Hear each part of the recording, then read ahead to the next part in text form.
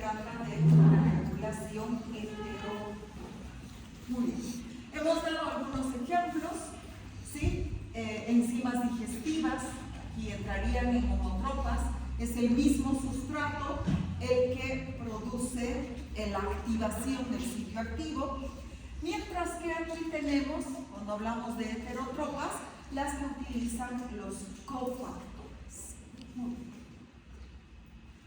Vamos a hablar ahora de modificadores alostéricos positivos, los positivos.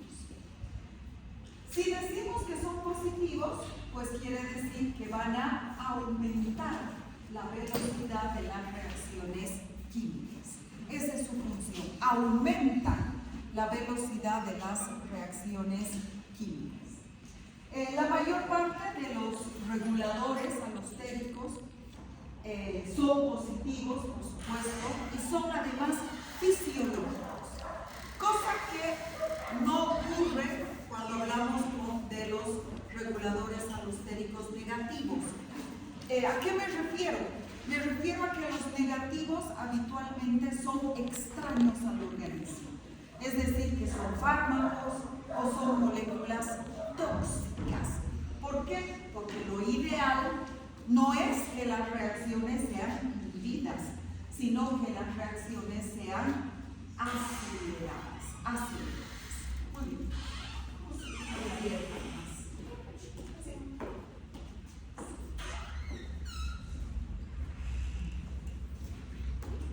Entonces vamos a hablar ahora de los modificadores alostéricos positivos. Ya les había explicado, aumentan la actividad enzimática y pueden formar parte del sitio activo o pueden no formar parte del sitio activo. Entonces, si no forman parte del sitio activo, tenemos los dos sitios, el sitio alostérico, donde va a entrar, esta es la enzima grande, y tenemos el sitio activo, donde va a entrar el sustrato. Entonces, ¿qué es lo que va a suceder? Primero entra el regulador alostérico, produce la transformación de la enzima del estado tenso a un estado relajado, se libera el sitio activo y el sustrato puede ingresar. Cuando forman parte del sitio activo, entonces aquí tenemos justamente a los cofactores.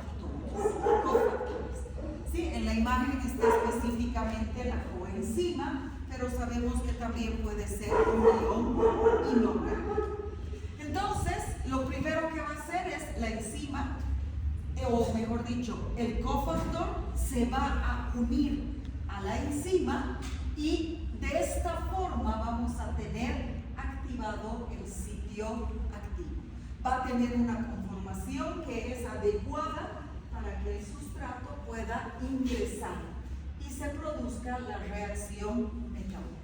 Y habíamos mencionado que cuando una enzima necesita de un cofactor, pero el cofactor no se encuentra presente, la reacción enzimática se puede ver muy disminuida, puede ser mínima su actividad, pero en la mayoría de los casos la enzima no funciona, no es capaz de cumplir su actividad enzimática. Muy bien. Ya conocemos a las coenzimas, son la forma activa de las vitaminas del complejo B. Tenemos al NAD, tenemos al FAD, tenemos al FMN, tenemos al fosfato de piridoxal, PAL, tenemos a la coenzima A. Entonces tenemos varias coenzimas que derivan de las vitaminas del complejo B. ¿Qué pasa con los iones metálicos? Pues tenemos al zinc, tenemos al cobalto, tenemos al magnesio, tenemos al manganeso, tenemos al hierro, el cobre, que también son iones orgánicos, metales pesados, que van a permitir activar a las enzimas.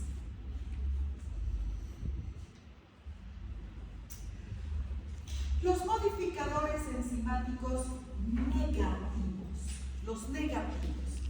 ¿Qué es lo que hacen los negativos? Disminuyen. Su función es disminuir la velocidad de las reacciones metabólicas. Y en algunos casos, incluso inhiben, es decir, evitan que la reacción química se produzca. No solamente disminuyen, sino que en algunos casos anulan, evitan que la reacción química se produzca. Tenemos varios tipos de modificadores negativos. Ahora, van a levantar la mano los que sepan la respuesta. Ya hemos hablado nosotros de un modificador alostérico negativo, muy importante. ¿Quién lo recuerda? Aparte de usted. ¿Nadie? 5 puntos sobre el parcial.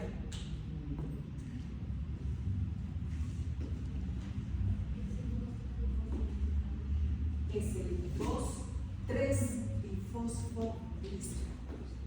Es un modificador alostérico negativo. ¿Sí? ¿Me va a dar al final su nombre, por favor? ¿Sí? Por eso es que todavía no he publicado las notas, porque quería aumentar esos 5 puntos, pero quería dar la posibilidad de que alguien más los gane. ¿Sí? Entonces tenemos al 2,3-bifosfoglicerato. ¿Qué es lo que hace? Si bien es un modificador alostérico negativo, porque es negativo, es fisiológico, está dentro de nuestro organismo y en este caso es beneficioso para nuestro organismo. ¿Por qué? Porque lo que va a hacer el 2,3-bifosfoglicerato es, acabamos de ver que las enzimas cuando se activan. Las enzimas se activan cuando están en forma relajada y el sitio activo queda libre. Pero ¿qué pasa con el 2,3-bifosfoglicerato? Produce que la hemoglobina se tense. ¿Qué hemos dicho? No pueden pasar por aquí adelante, tienen que ir a darse la vuelta. ¿Sí? Entonces, ya me han hecho perder el 2,3-bifosfoglicerato. ¿Qué pasa con el 2,3-bifosfoglicerato? Va a provocar que la hemoglobina se tense. Y si se tensa, a mayor cantidad de 2,3-bifosfoglicerato, la hemoglobina más tensa y libera oxígeno. Entonces, inhibidor alostérico negativo, la enzima está en forma tensa, bueno, en este caso la proteína, se tensa y libera el oxígeno. ¿Está comprendido? Muy bien. Tenemos otros. Disminuyen la actividad enzimática al unirse al sitio alostérico. ¿Sí? El sitio alostérico puede formar parte del sitio activo o puede estar a un lado del sitio activo. Muy bien. Tenemos un primer tipo de modificador enzimático negativo que se llama inhibición competitiva. Si a mí me dicen competitiva, ¿sí? ¿A qué me refiero? ¿Qué quiero decir? Quiero decir que va a haber una competencia. ¿Sí? Entonces, en este caso, el modulador alostérico y el sustrato tienen semejanza estructural. Son muy parecidos espacialmente. ¿Y eso qué es lo que va a provocar? Va a provocar que el inhibidor alostérico compita por el centro activo. ¿Y qué es lo que puede suceder? Pueden suceder dos cosas. Uno, aquí tengo la enzima, el sitio activo y el sustrato se una al sitio activo y se liberen los sustratos. Voy a tener el complejo enzima-sustrato. Perdón, enzima-sustrato y por supuesto enzima-producto. Pero puede haber la otra posibilidad, que el que llegue primero y se ponga en contacto con la enzima sea el inhibidor y tengamos el complejo enzima inhibidor. Entonces el inhibidor, que es semejante al sustrato, se va a unir al sitio activo y me va a bloquear a la enzima. Entonces se va a quedar pegado a la enzima, ¿sí? ¿Y qué es lo que va a pasar? Va a evitar que un nuevo sustrato ingrese a esa enzima. Pero siempre van a haber enzimas que están unidas al sustrato y que son capaces de aceptar a otros sustratos. Por eso es que la reacción química está disminuida, pero no está anulada. ¿Recuerdan? Ayer les decía que teníamos una fiesta, ¿verdad? Y que las enzimas eran los varones y que los sustratos eran las damas. Pero ¿qué pasa si es que dentro de estas parejitas que hemos formado, realmente hay parejas que son enamorados? No van a querer bailar con otra persona. Entonces piensen en eso, en que esa señorita, ¿sí?, es un inhibidor, tiene semejanza estructural y no se va a soltar de la enzima que es el varón. Entonces disminuye la velocidad de reacción química. ¿Por qué? Porque siempre durante toda la noche va a bailar solamente con él. ¿Están comprendiendo? Muy bien. Obvio, dejando la posibilidad de las otras enzimas para el resto. Muy bien. Aquí tenemos otra modificación negativa, pero no competitiva. Aquí el inhibidor y el sustrato no tienen semejanza estructural, son completamente diferentes. ¿Qué tenemos en este caso? No me acuerdo si había ejemplo aquí. Sí, aquí tenemos un ejemplo de inhibición competitiva. Existe una patología que se llama hipercolesterolemia, en la que los niveles de colesterol en circulación sanguínea están muy altos. Hipercolesterolemia, ¿sí? Una elevación de los niveles de colesterol en circulación sanguínea. Les voy a preguntar cuando hablemos de colesterol, ¿sí? Entonces, ¿qué es lo que sucede?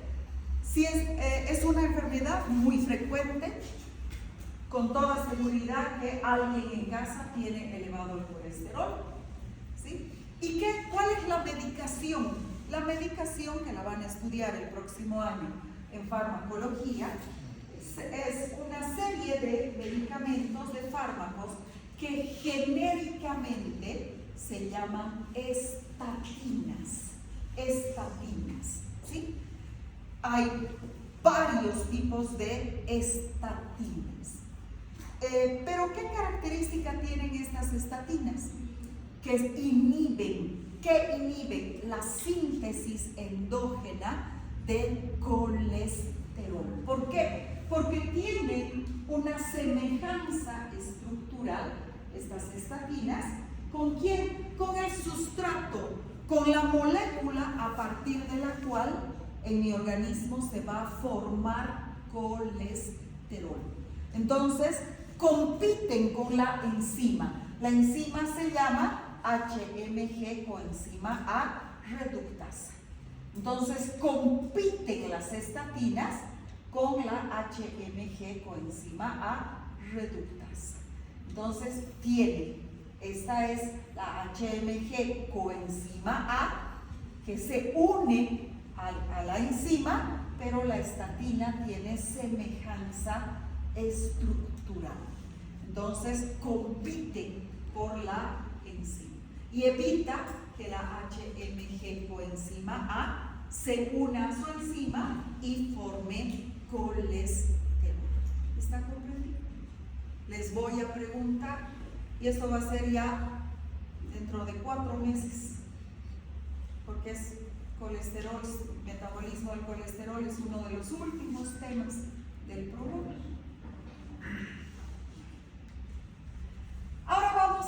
de la inhibición no competitiva. Ya les había mencionado que en este caso,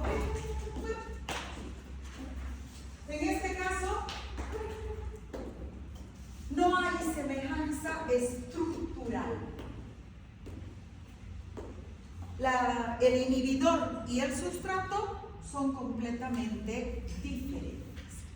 Entonces, ¿qué es lo que tenemos? Aquí tenemos la enzima puede aceptar al inhibidor, no se ha unido al sitio activo, aquí está a un lado. El sustrato puede unirse a la enzima, al sitio activo, o podemos tener un complejo triple. Es decir, como no hay semejanza, puede estar el sustrato en el sitio activo y el inhibidor. Entonces podemos tener complejo enzima-inhibidor, enzima-sustrato o enzima-sustrato inhibidor. Entonces, ¿qué es lo que sucede? Aquí tenemos lo mismo, pero más gráficamente. La enzima se une al inhibidor y este inhibidor, ¿qué es lo que va a hacer? Va a bloquear ligeramente el sitio activo, de manera tal que el sustrato tenga dificultad para entrar al sitio activo, o si el sustrato ya ha entrado al sitio activo y recién entra el inhibidor, entonces los productos tengan dificultad para salir de la enzima. En este caso, la reacción química tampoco está detenida, sino está retardada. ¿Por qué? Porque el sustrato puede entrar con más dificultad al sitio activo, o los productos pueden ser liberados con más dificultad, sí, pero la reacción química se produce. Ejemplo, ¿conocen una enzima que se llama ferroquelatasa? ¿Perdón? Ah, sí, correcto, la de ayer, del plomo. ¿Qué es lo que hace la ferroquelatasa? La ferroquelatasa lo que hace es convertir una molécula precursora del grupo hemo que se llama, porque siempre me olvido de esta molécula,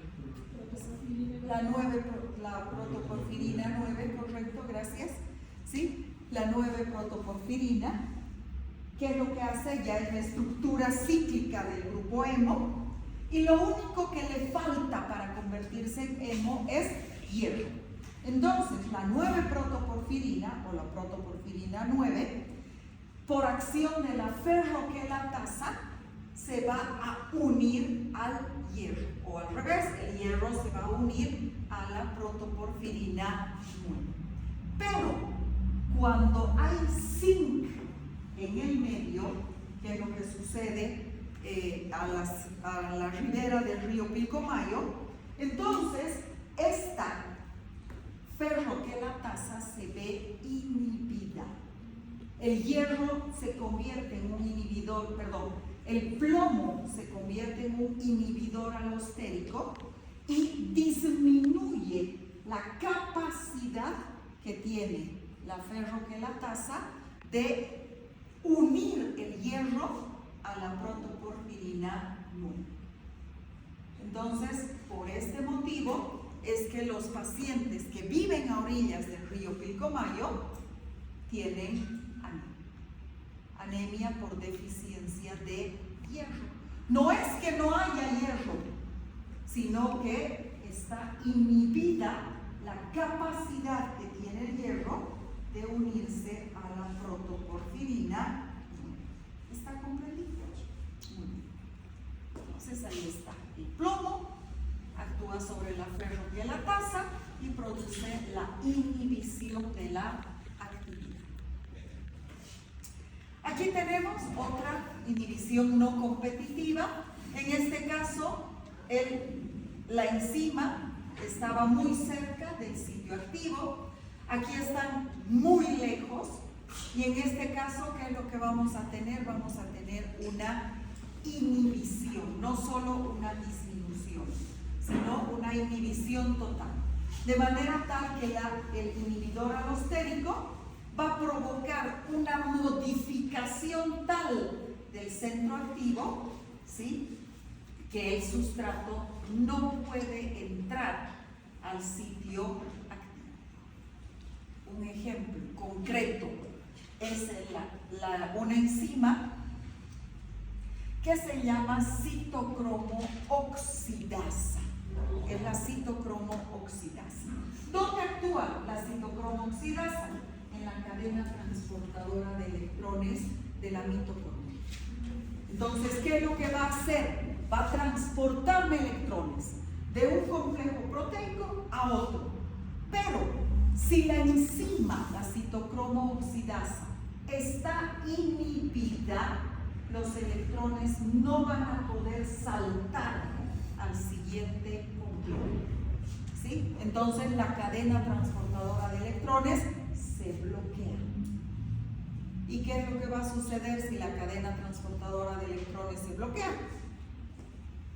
No hay respiración celular, no hay liberación de ATP y el paciente fallece. ¿Quién produce? ¿Quién es un inhibidor alostérico de esta enzima? Es el cianuro. El cianuro. Entonces aquí tenemos la citocromo oxidasa, es inhibida por el cianuro. Y si nosotros no damos tratamiento a este paciente va a fallecer. Entonces, fíjense, aquí no hay disminución de la velocidad. Aquí hay inhibición enzimática. Y finalmente, la inhibición acompetitiva. ¿Qué pasa en la inhibición acompetitiva? El inhibidor entra después de que se ha formado el complejo enzima-sustrato. Después. ¿Y qué es lo que va a hacer? Va a bloquear el sitio activo. Entonces tengo aquí la enzima, el sitio activo, el sustrato entra al sitio activo, se forma el complejo enzima-sustrato y aquí viene el inhibidor acompetitivo. Entonces va a unirse aquí, vamos a tener un complejo triple, enzima-sustrato, bueno, enzima-producto, porque ya se ha producido la reacción, inhibidor. Entonces, a este producto le cuesta demasiado el salir. En este caso tampoco va a estar inhibida, va a estar disminuida la velocidad de la reacción química, pero muy disminuida, ¿sí? No tenemos un ejemplo concreto en este caso. Hay muy pocas moléculas que sean inhibidoras acompetitivas. Y finalmente, el otro tipo de modulación. Y el otro tipo de modulación es la modulación covalente. ¿Qué pasa en este caso? En la modulación alostérica, ¿qué era lo típico? La formación o el rompimiento de enlaces por puente de hidrógeno. Enlaces débiles, ¿sí? Entonces, si son aceleradores, me producen que se rompan los enlaces por puente de hidrógeno, la enzima se vuelve relajada, el sitio activo libre y el sustrato entra fácilmente. ¿Qué pasa en la modulación covalente? La forma de activación de estas enzimas es a través de la formación de enlaces covalentes. Y para que un enlace covalente se forme, ¿qué necesito? No nos olvidemos que los enlaces covalentes son por compartir pares de electrones. Entonces, para que este enlace covalente se forme, ¿qué necesito? ¿Perdón? Levanta, más fuerte, no te escucho. Fosfato. Eso, necesito energía. necesito ATP. Siempre, para que se forme o para que se rompa un enlace covalente, necesito energía. Si no, no se forma. Entonces, ahí está. Tenemos aquí, el ATP, adenosín trifosfato, que pierde un grupo fosfato y se convierte en adenosín bifosfato. ATP en ADP. Bueno, ¿por qué son importantes esta modulación covalente? ¿O por qué son importantes las enzimas que son activadas a través de modulación covalente? La mayor parte de las vías metabólicas son catalizadas por enzimas covalentes. ¿Quiénes han desayunado hoy día? Levanten la mano. ¿Qué pasa en los que hemos desayunado en este momento? ¿Qué está actuando? ¿Perdón? La degradación. La insulina. ¿Quién está actuando? La insulina. ¿Qué provoca la insulina? Produce hipoglicemia, ¿sí? ¿Pero qué hace? Si no, la insulina no desintetiza glucosa.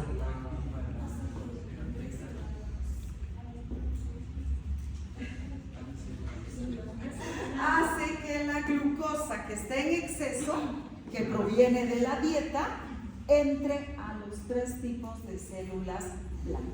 Y una vez que la glucosa está dentro de la célula blanco, ¿qué hace?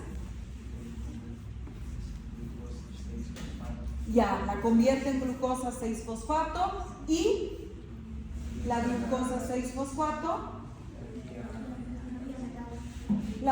comienza la vía metabólica. En el hígado, ¿qué vía metabólica se va a activar? La primera que se activa, la glucogénesis. Se va a producir la formación de glucógeno. Muy bien.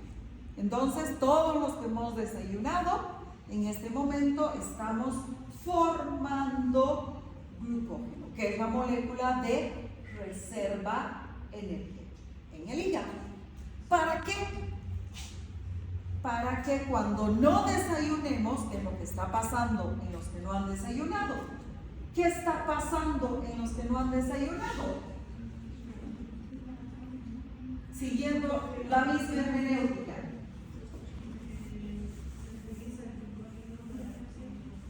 Ya, pero ¿quién utiliza el glucógeno? ¿Quién se activa? Se activa el glucagón, y el glucagón ¿qué hace? Activa otra vía, la gluconeogénesis, pero antes de la gluconeogénesis, la glucogenólisis. La glucogenólisis.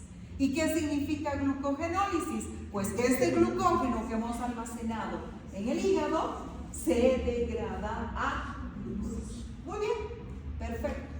Fíjense, hemos utilizado 2 momentos totalmente diferentes. Si yo consumo alimentos, se activa la insulina y la insulina me almacena glucosa en forma de glucógeno. ¿Sí? Síntesis de glucógeno. Si yo no desayuno, no consumo alimentos, se activa el glucagón y el glucógeno hepático se degrada a glucosa. ¿Sí? ¿Qué hacen estas enzimas alostéricas? Activan estas vías metabólicas. Estas enzimas alostéricas activan estas vías metabólicas y además evitan que las 2 vías metabólicas se produzcan al mismo tiempo. Es decir, que en un paciente, en el mismo paciente, no puede haber síntesis y degradación del glucógeno al mismo tiempo. Siempre voy a estar en un momento A sintetizando glucógeno y en un momento B sintetizando o degradando mejor glucógeno. ¿Por qué? ¿Por qué? Porque tiene una regulación covalente. Y en la regulación covalente interviene la energía, interviene el ATP. Entonces, hay enzimas que son claves y que son las que dicen, bueno, ahora comienza la síntesis, o dicen, ahora comienza la degradación. ¿Y cuáles son las enzimas clave? Para la degradación se llama glucógeno fosforilasa. Y para la síntesis es muy fácil recordarla porque es la glucógeno sintasa. Entonces sintetiza glucógeno y la fosforilasa degrada el glucógeno. Muy bien, ahora, ¿cómo se activan o cómo se inhiben estas enzimas covalentes? Muy sencillo. Tengo aquí la enzima glucógeno fosforilasa sin fosfato. Sin fosfato. Está simplemente unida al oxidrilo. Y aquí la glucógeno sintasa también está sin fosfato. Simplemente unida al oxidrilo. Viene el ATP y este ATP cede un fosfato inorgánico. Y este oxidrilo se une al fosfato. Y este oxidrilo se une al fosfato. ¿Qué quiere decir? Que en el mismo momento ambas enzimas o están fosforiladas, así, unidas al fosfato, o ambas enzimas están desfosforiladas. Las dos, siempre, las dos se fosforilan juntas o se desfosforilan juntas. ¿Y cuál es la ventaja de esto? Que la glucógeno fosforilasa desfosforilada es inactiva. Mientras que la glucógeno sintasa desfosforilada es activa. Entonces siempre voy a tener las dos sin fosfato, pero una es activa y la otra es inactiva. Luego interviene el fosfato, el ATP, las dos se fosforilan y esta que era inactiva ahora se convierte en activa. Y esta que estaba activa, ahora se inactiva. Por eso es que jamás voy a tener síntesis y degradación al mismo tiempo. Porque las dos están con fosfato y una es inactiva. O las dos están con fosfato y la otra va a ser inactiva. ¿Está comprendido? Entonces, eso es lo que sucede con la modulación covalente. Y el ejemplo típico es la síntesis y la degradación del glucógeno. Muy bien.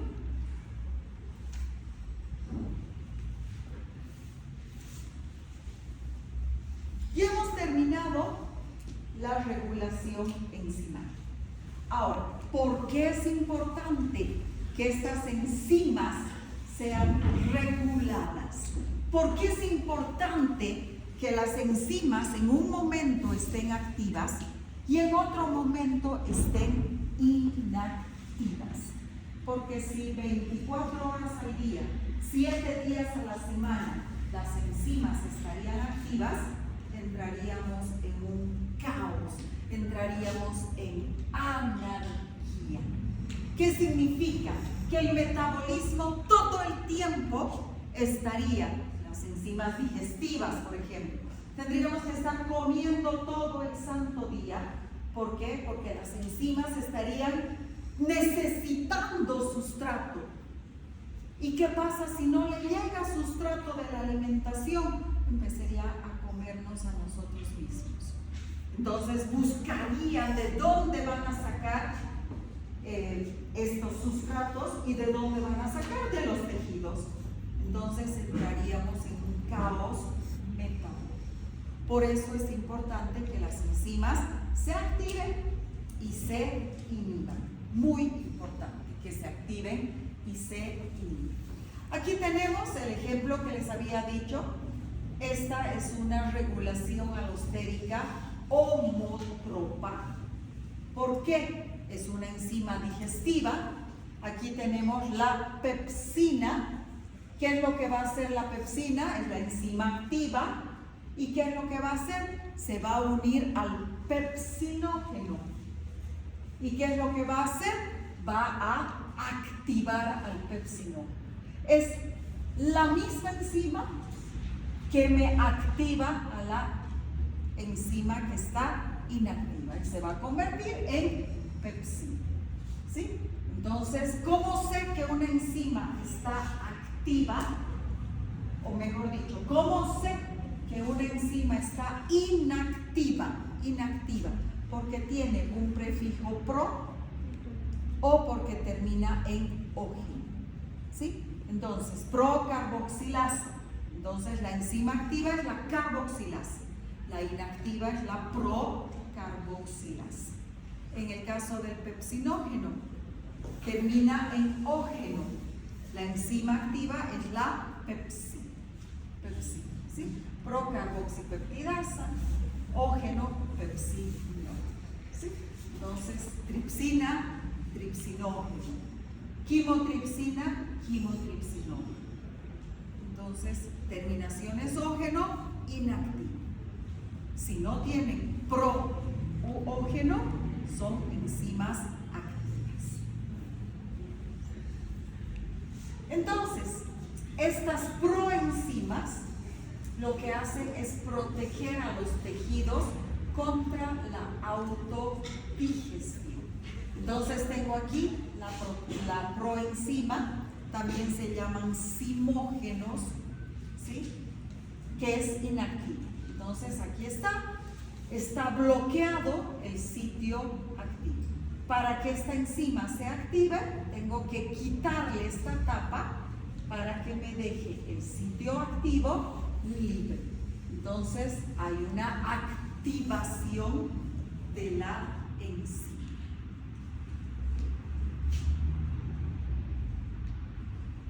Y para terminar por hoy, ¿qué pasa con el sistema renina-angiotensina-aldosterona? Es un sistema, es un ejemplo típico de activación enzimática. Ahí está. ¿Qué tengo? La enzima. Se llama renina. ¿Qué es lo que va a hacer esta renina? Esta renina va a activarme al angiotensinógeno. Terminación ógeno. Inactiva. ¿En qué se convierte? En angiotensina 1. Aunque no termina en ógeno ni pro, es también una enzima inactiva que se va a convertir finalmente en angiotensina 2, que es la forma activa. Entonces, aquí está. Se llama angiotensina 1, que se va a activar a angiotensina 2. Y este va a ser el producto final. ¿Cuál es la enzima que produce la activación de la angiotensina 1? La enzima convertidora de angiotensina. Entonces, ahí está un ejemplo de activación enzimática. Muy bien. Para el jueves, enzimas en el diagnóstico clínico. Por si acaso, lo que vamos a ver el jueves, ya dejamos el libro de teoría y nos vamos al libro de prácticas. ¿Sí? En la parte de aplicación.